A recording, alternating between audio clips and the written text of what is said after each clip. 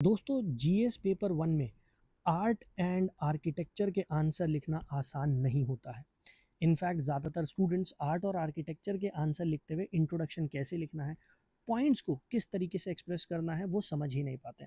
आइए समझते हैं रैंक 1 आदित्य श्रीवास्तव की आंसर शीट से कि कैसे हम आर्ट और आर्किटेक्चर के अच्छे आंसर्स लिख सकते हैं। क्वेश्चन देखिएगा। The traditional theatre forms of India reflect the ideals and emotions of the society and an individual's role in community, discuss with examples. मतलब क्वेश्चन आपसे ये पूछने की कोशिश कर रहा है कि हमारे यहाँ जो ट्रेडिशनल थिएटर फॉर्म्स है, जैसे रामलीला हो गई, मुडियट्टू हो गई, इनकी बात की जा रही है, कैसे ये हमारी सोसाइटी के इमोशंस और उसके आइडियल्स उनको हाईलाइट करते हैं, और इसके साथ साथ इन ट्रेडिशनल थिएटर फॉर्म्स में कैसे एक इंडिविजुअल के रोल को हाईलाइट किया जाता है, आपको वो बताना, और यहाँ पर एग्जाम्पल्स के थ्रू आपको ये आंसर करना है। अब अगर हम बात करते हैं आर्ट और आर्किटेक्चर के क्वेश्चंस की, आर्ट और आर्किटेक्चर के ज़्यादातर क्वेश्चंस जो पूछे जा रहे हैं वो करंट अफेयर्स ओरिएंटेड है। मतलब करंट अफेयर्स में कोई न्यूज़ आती है, उसी आर्टिकल से लिंक करके हमारा क्वेश्चन बन जाता। तो यहाँ पर उन्होंने जो इंट्रोडक्शन स्टार्ट किया है वो करंट अफेयर्स से ही किया है। देखिएगा, recently Ramlila and Mudiyettu were rewarded as intangible heritage and are already there in UNESCO intangible list।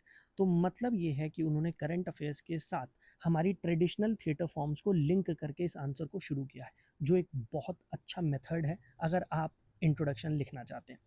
इसके बाद उन्होंने जो सब हेडिंग यूज़ किया, उस सब हेडिंग को उन्होंने एक बॉक्स में हाईलाइट कर दिया है। देखिए, आप जो भी अपने आंसर में एक्सप्रेस कर रहे हैं, आप चाहते हैं कि एग्जामिनर उसे कंसिडर करे, वो एग्जामिनर की नज़र से ना चूके। इसके लिए बहुत ज़रूरी होता है कि आप जो भी बात कर रहे हैं उसे हाईलाइट करें। और जब आप सब हेडिंग्स की बात करते हैं तो सब हेडिंग्स को आप अगर बॉक्स में लिखेंगे तो वो हाईलाइट ज़रूर होंगी। इसके बाद जितने भी पॉइंट्स उन्होंने ऐड किए, अगर आप उन पॉइंट्स को देखेंगे तो वो बहुत शॉर्ट है और बहुत क्रिस्प है।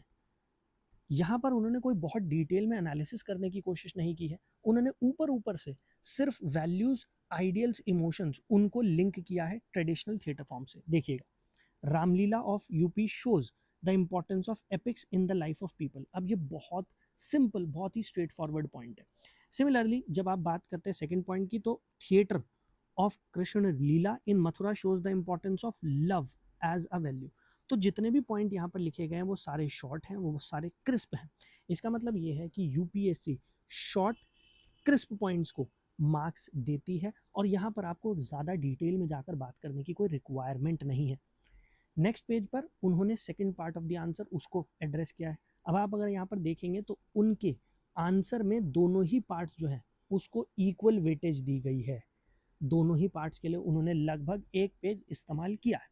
अब सेकंड पार्ट में हाईलाइट करना था इंडिविजुअल का रोल कम्युनिटी में।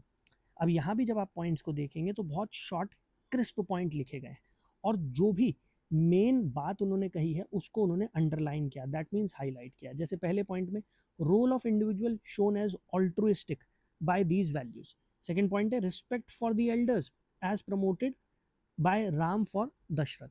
थर्ड है Orissa style of theatre promote the values of marine life centricity. और चौथा है Ram Kothu of Tamil Nadu promotes Purushottam way of life for individual.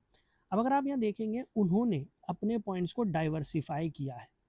ये पॉइंट्स इंडिया के किसी एक स्पेसिफिक रीजन तक लिमिटेड नहीं है। उन्होंने नॉर्थ इंडिया से लेकर साउथ इंडिया तक सारी इंपॉर्टेंट थिएटर फॉर्म्स उनको कवर करने की कोशिश की है। मतलब ये है, अगर इस आंसर कॉपी से आपको कोई सीख लेनी हो तो आपके पॉइंट्स शॉर्ट होने चाहिए, क्रिस्प होने चाहिए। दूसरा, आप सिंपल पॉइंट्स भी लिखते हैं तो भी यूपीएससी आपको मार्क्स देती है।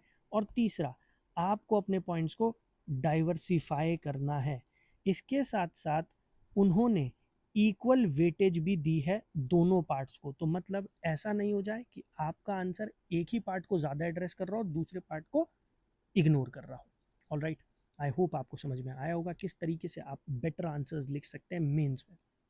इसके अलावा आपको कोई भी डाउट हो तो कमेंट बॉक्स ओपन है, अपना डाउट ज़रूर शेयर कीजिएगा। मैं नेक्स्ट वीडियो में वो डाउट भी लेने की कोशिश करूँगा। Thank you. जय हिंद।